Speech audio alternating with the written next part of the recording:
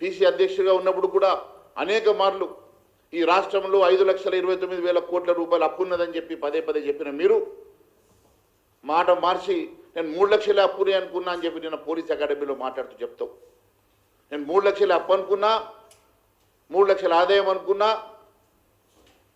కానీ చూస్తే ఇన్ని లక్షల కోట్ల అప్పు ఉన్నదని చెప్తా ఉన్నారు.